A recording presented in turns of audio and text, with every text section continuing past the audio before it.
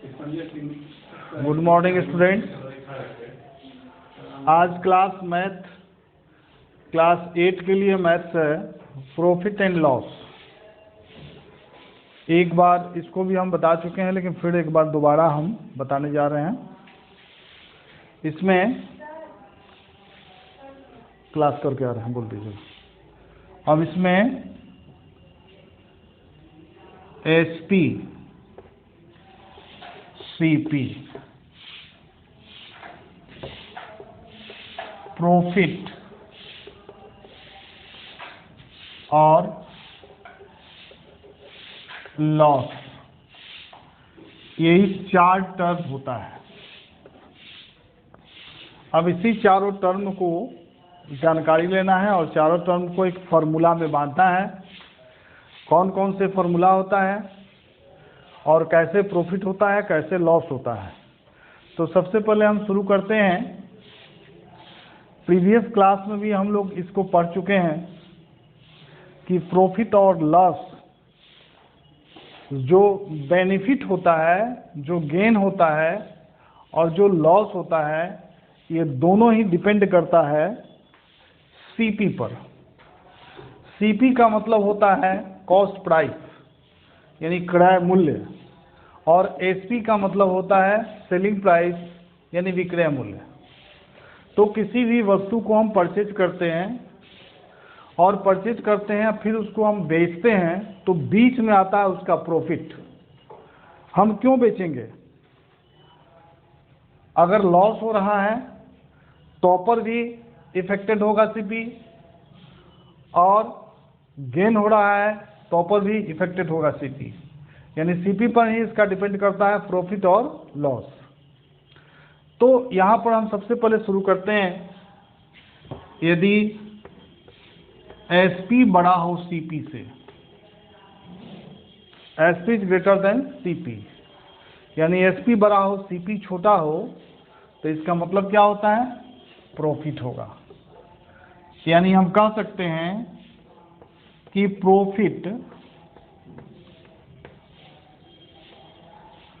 Profit equal to SP minus CP. अब just इसके opposite होता है लॉस। लॉस में क्या होगा? CP minus SP. यानी खरीद हमारा ज़्यादा हो और बेचने गए, यानी सेलिंग प्राइस कम हो जाए, तो उस कंडीशन में क्या होता है? लॉस होता है। तो इतना तो बात हम समझ गए कि प्रॉफिट कब होता है, लॉस कब होता है। जैसे मान लीजिए कि ये पेन है और यह पेन मैंने 5 रुपये में खरीदी और अपने दोस्तों से 6 रुपये में बेच दी। तो इस तरह से 1 रुपया का जो बेनिफिट हुआ, 1 रुपये का जो डिफरेंस हुआ, वो मेरा प्रॉफिट होगा। अगर 5 रुपये में खरीद करके उसको 4 रुपये में हम बेच देते हैं, तो 1 रुपया का जो डिफरेंस होगा सीपी और एसपी में, वो लॉस हो जाएगा। तो देखना हमको यही है कि किसकी बढ़त होती है। अगर एसपी बड़ा है और सीपी छोटा है तो गेन होगा, यानी प्रॉफिट होगा, और सीपी बड़ा है, एसपी छोटा है, तो उस कंडीशन में लॉस होगा। अब लॉस और गेन, ये दोनों से रिलेटेड कुछ फार्मूला है।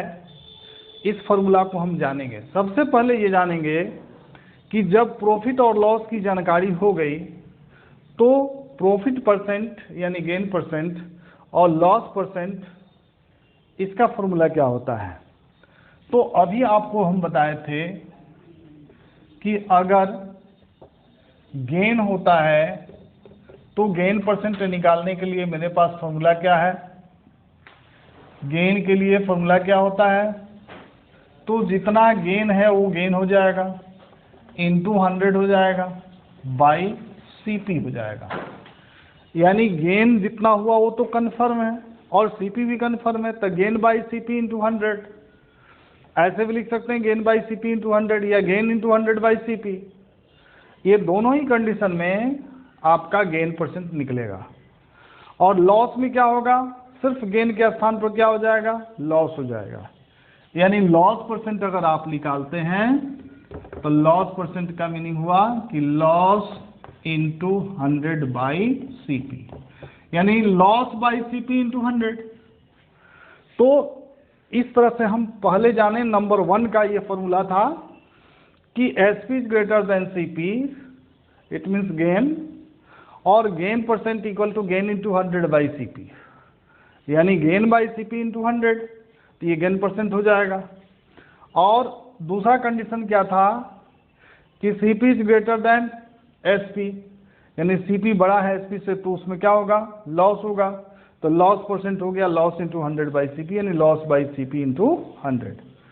तो ये तो जनरल फार्मूला था, एकदम सिंपल फार्मूला था, जिससे हम लॉस बता सकते थे, प्रॉफिट बता सकते थे, गेन बता सकते थे, और गेन परसेंट और लॉस परसेंट बता सकते थे। अब दूसरा हम देखेंगे कि अगर हमको सीपी निकालना हो, सिर्फ सीपी,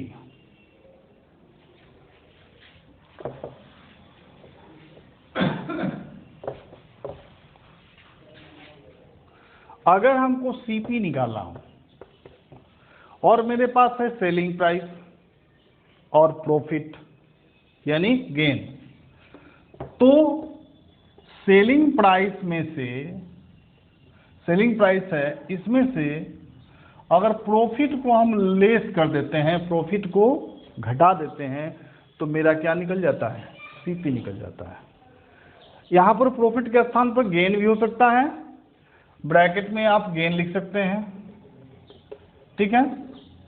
तो एसपी में से यानी सेलिंग प्राइस में से, सेलिंग प्राइस तभी होता है जब उसमें गेन इंक्लूड रहता है, सेलिंग प्राइस तभी होता है जब उसमें लॉस भी इंक्लूड रहता है।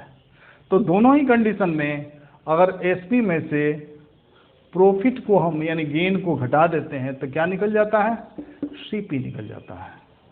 तो ये भी एक फॉर्मूला हुआ कि CP equal to SP minus gain यानी एसपी माइनस प्रॉफिट। क्लियर।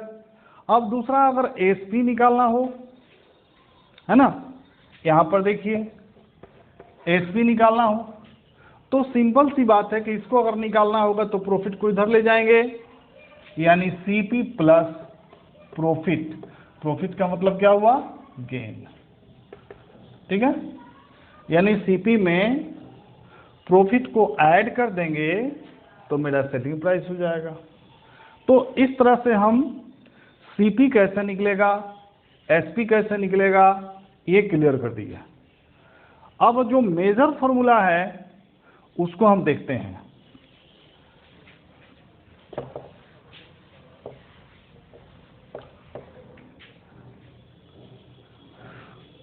अब देखिए यहां पे सेलिंग प्राइस हमको निकालना है, लॉस परसेंट दिया हुआ है और या गेन परसेंट दिया हुआ है और 100 भी है।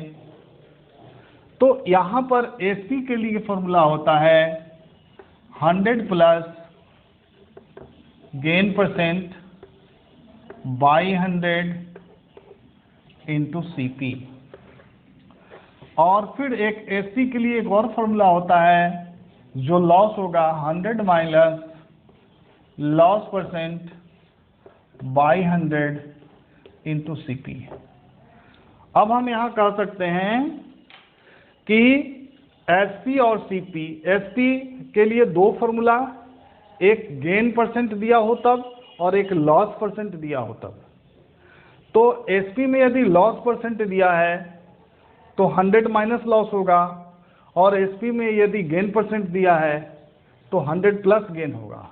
बस यहाँ एक ही ट्रिक है कि अगर लॉस परसेंट है, गेन परसेंट है, उस कंडीशन में हम 100 plus gain percent, 100 minus loss percent, दोनों के नीचे क्या है, 100 है और सीपी से मल्टीप्लाई है। क्लियर है। कहीं कहीं इस फॉर्मूला को ऐसे भी लिख सकते हैं CP by 100 into 100 plus gain. तो आपका समझने का फेर है, ये फॉर्मूला आपका पक्का और परमानेंट है। अब इसको चेंज करते हैं, अब सीपी पर चलते हैं। एसपी के जिस तरह से एसपी लॉस और गेन परसेंट दोनों में एसपी मैंने निकाला, उसी प्रकार सीपी का भी बुक में फॉर्मूला दिया हुआ है। सीपी इक्वल टू होता है ये गेन में 100/100 plus gain percent into SP. यहाँ सीपी के स्थान पर क्या हो गया, एसपी हो गया। फिर अगर सीपी लेना है तो लॉस में क्या होगा, 100/100 minus loss percent into SP. तो ये फॉर्मूला आपका, अब दोनों फॉर्मूला आपके सामने हो गया कि एसपी कैसे निकलता है, सीपी कैसे निकलता है, और लॉस परसेंट कैसे होता है, प्रॉफिट परसेंट कैसे होता है, यानी गेन परसेंट कैसे होता है। तो ये सारे फॉर्मूला को आप एक बार याद कर लेंगे, और याद करने के बाद एग्जाम्पल बनाइए या एक्सरसाइज बनाइए, ये आपके ऊपर डिपेंड करता है। तो इसमें बहुत सारा क्वेश्चन है, 1 से लेके 11 तक है ना। अब इसमें आपको एक आध क्वेश्चन हम बता देते हैं। अब एक्सरसाइज 8.3 में जो फर्स्ट क्वेश्चन है, डिफेक्टिव टीवी कॉस्टिंग Rs 10,000, यानी सीपी दिया है 10,000। एक बिगड़ा हुआ टीवी है जिसका कॉस्ट दिया हुआ है 10,000 रुपया, और वह 10,000 को 30% लॉस पर बेच देता है ना। तो 30% लॉस पर बेचता है, तो उसके लिए कौन सा फॉर्मूला लागू होगा, सीपी आपको पता है, लॉस भी आपको पता है, तो क्या निकालना है, एसपी निकालना है। तो एसपी के लिए फॉर्मूला क्या होगा, 100 minus loss percent by 100 into CP. तो ये फर्स्ट फॉर्मूला से आपका एसपी निकल जाएगा, ठीक है। और फिर एसपी जब निकल गया तो फिर price is the further reduced, फिर प्राइस क्या हो गया, रिड्यूस्ड हो गया, यानी कम हो गया, और 10% हो गया।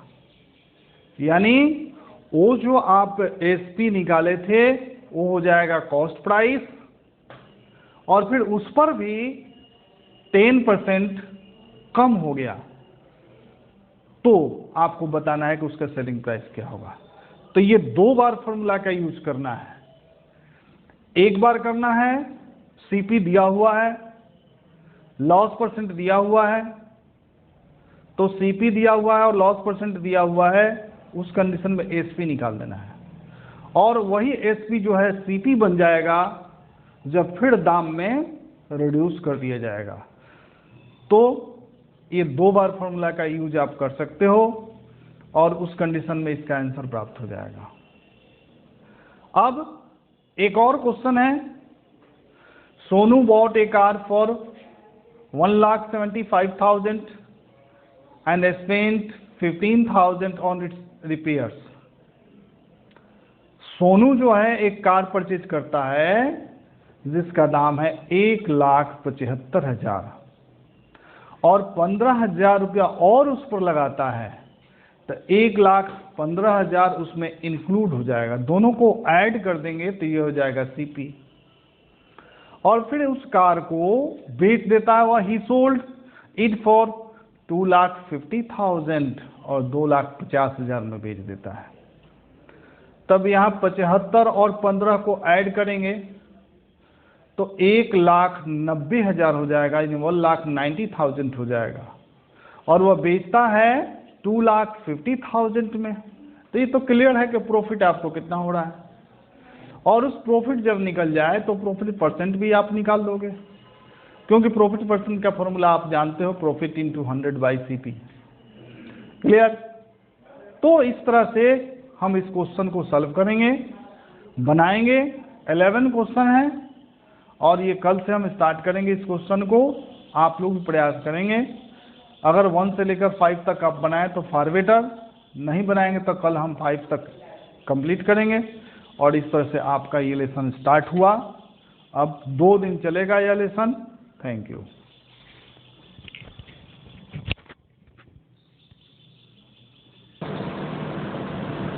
Good morning student.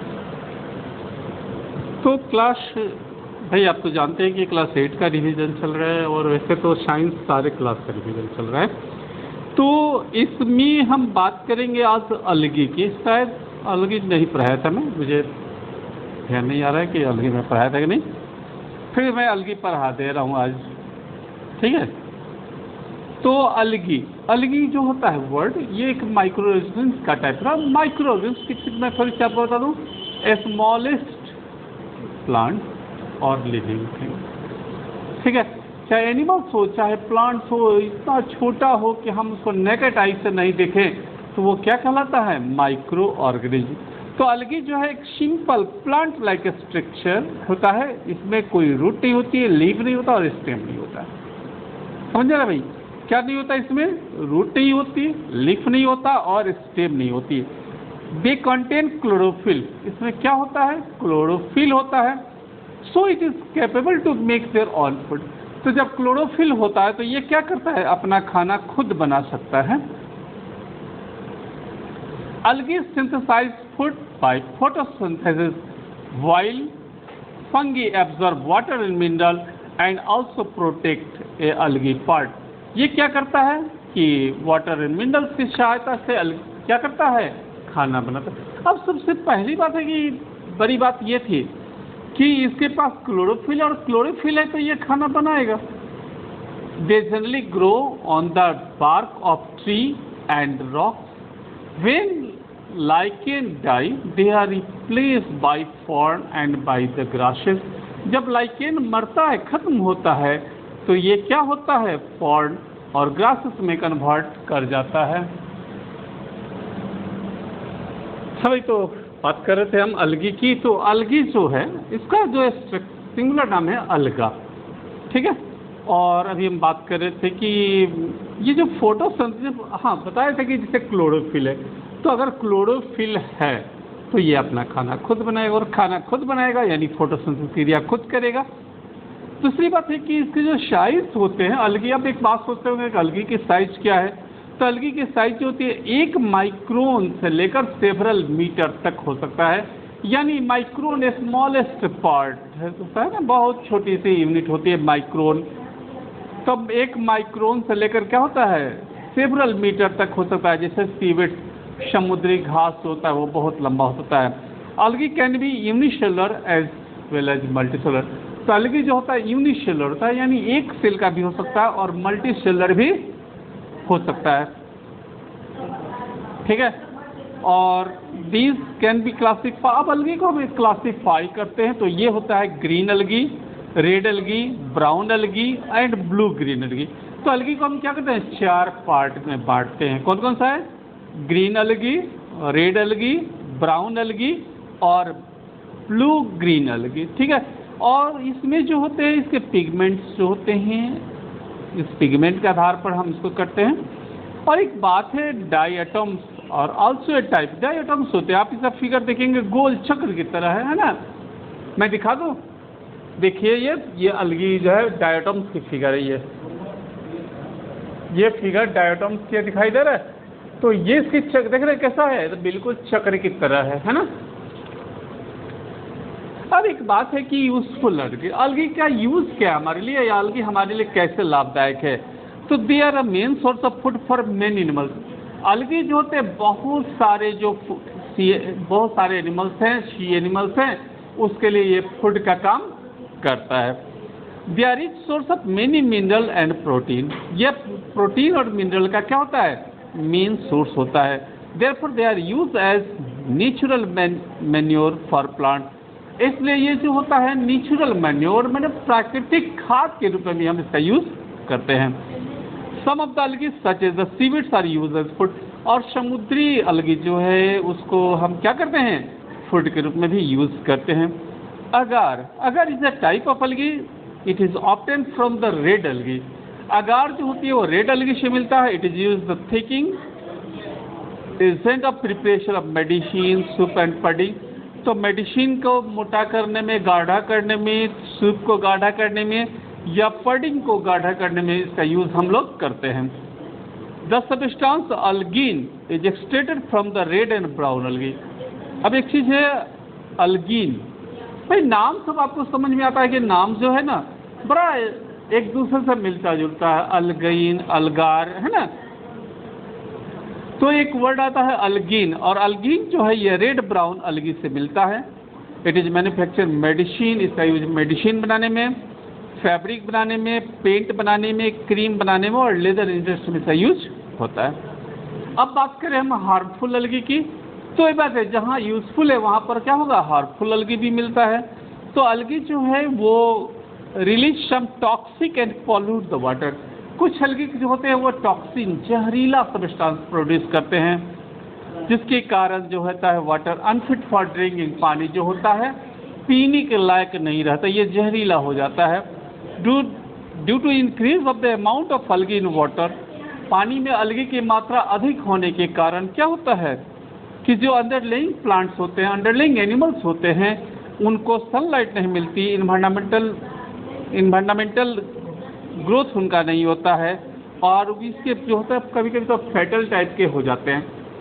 अब एक चीज़ देखो, ऐसा है कि एक जो आपके बुक्स में है फैक्ट स्ट्रिप, ऐसे mushroom like the amanita verna and amanita muscaria are highly poisonous. देखो है तो मशरूम, हम सब्जी बना खाते हैं, लेकिन ये दो मशरूम जो होते हैं अमानिता वर्ना और अमानिता मुस्केरिया, ये बहुत पॉइजनस होते हैं, बहुत जहरीले होते हैं। इंडिया में जो करी पाउडर जो होता है it is obtain from the lichen parmelia. तो इंडिया में जो करी पाउडर होते हैं ये लाइकेन परमेलिया से बनाए जाते हैं। Lichen umbilicaria is delicious food in Japan. अब हम बात करें प्रोटोजुआ की, भाई तो प्रोटोजुआ जो होता है ये सिंपल मेन्यूट यूनिसेलुलर ऑर्गेनिज्म है। भाई एक बात समझ लीजिए कि ये सिंपल में साधारण, मेन्यूट मतलब छोटा, और यूनिसेलुलर होता है। Their size range are 2 to 20 micron. इसकी जो साइज होती है 2 से लेकर 200 माइक्रोन के बीच होती है। They do not possess a cell wall. इसमें क्या होता है, शेल वॉल होता है। भाई फिगर देखो आपके पास बुक है, ठीक है। तो इसमें क्या होता है कि शेल वॉल नहीं होता। Some common example of protozoa amoeba, paramecium, euglena, trypanosoma, plasmodium. It is भाई इसमें आप तो प्लाज्मोडियम को आप जानते हैं जो कि they are the cause of the malaria, है ना। अब यूजफुल प्रोटोजोआ यूजफुल कहाँ है हमारे लिए, तो also known the zooplankton is a protozoa feed of algae are eaten by the larger animal and thus complete the food chain। तो जू प्लैंकटन जो होता है एक प्रोटोजोआ की एक जाति होती है जिसको बहुत संख्या में लार्जर सी एनिमल्स इसका यूटिलाइज करते हैं। Some of the protozoa live in the digestive tract of animal and help in the digest cellulose in their food. कुछ प्रोटोजोआ होते हैं वो डाइजेस्टिव में होते हैं, इंस्टेटाइन में होते हैं, जो सेलुलोज का पाचन करते हैं। अब बात करें हम हार्मफुल प्रोटोजोआ की, तो some protozoa live in the parasite and cause disease in the human being. Some of these are mentioned below. Entamoeba live in the large intestine of human being and cause amoebic disease. अब देखो बेटे एंटाअमीबा जो होता है इसको हम red पेचिस भी कहते हैं। ये हमारे बॉडी लार्ज इंटेस्टाइन में होता है और अमीबी खूनी पेचिस के क्या होता है ये शिकार करता है। ये हमें ट्राइपोनोसोमा is a blood stream of human being and cattle and cows a disease like the sleeping sickness। ट्राइपोनोसोमा जो होती है ये हमारे ब्लड में होता है, और ये स्लीपिंग सिकनेस का मतलब क्या होता है, स्लीपिंग सिकनेस ऐसा नहीं कि स्लीपिंग की कमजोरी नहीं, काफ़ी नींद आना। अगर ये आपके शरीर में इन कर जाता है तो काफ़ी आपको नींद आएगी, हर वक्त क्या होगी आपको नींद आएगी और लगेगा कि मैं सोया ही रहूँ, बहुत बेटर है, दुनिया का सबसे अच्छा काम है केवल सोना, है ना। The material parasite plasmodium live in red blood corpus human body and cause malaria. तो प्लाज्मोडियम जो होता है वो हमारे रेड ब्लड सेल में इन कर जाता है, और जैसे ही रेड ब्लड सेल में इन कर जाता है तो ये किसका कारण होता है, मलेरिया का कारण बनता है। अब हम बात करें वायरस की, ठीक है। अब हम नेक्स्ट टॉपिक बात कर रहे हैं, वो क्या है, हमारा सबसे इंपॉर्टेंट है वायरस।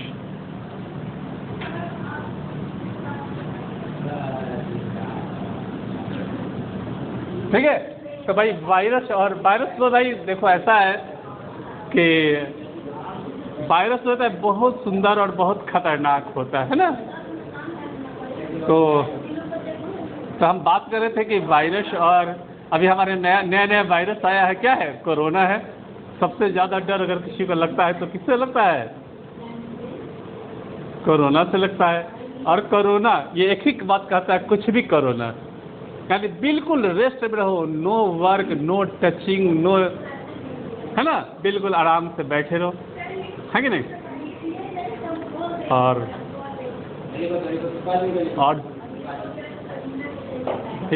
ये और कोरोना का जिसको डर है वो कुछ भी नहीं करता, कुछ लिखता भी नहीं है, पेन तक नहीं छूता है। देखिए, लगता है मास्क लगाए हुए है। और आप लोग तो शायद वीडियो नहीं देख रहे, मैं वीडियो दे रहा हूँ। हमारे एक बहुत अच्छे टीचर है जो कि मास्क भी लगाए हुए हैं, है ना।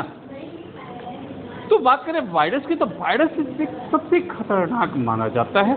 Virus are the smallest microorganism that can not be seen under the ordinary microscope. Virus को हम ऑर्डिनरी माइक्रोस्कोप से हम नहीं देख सकते, बहुत खास है ये। The size of virus range from the 0.012 micron to 0.2 micron. The shape of virus varies from rod shape, polygon shape, spherical shape और cubical shape. वायरस के कई रूप हैं भाई। कहा जाता है कि वायरस छलिया की तरह अनेक रूप धारण कर लेता है। तो भाई ये इसमें है क्या? रॉड शेप भी होता है, पॉलीगॉन शेप होता है, स्फेरिकल और क्यूबिकल।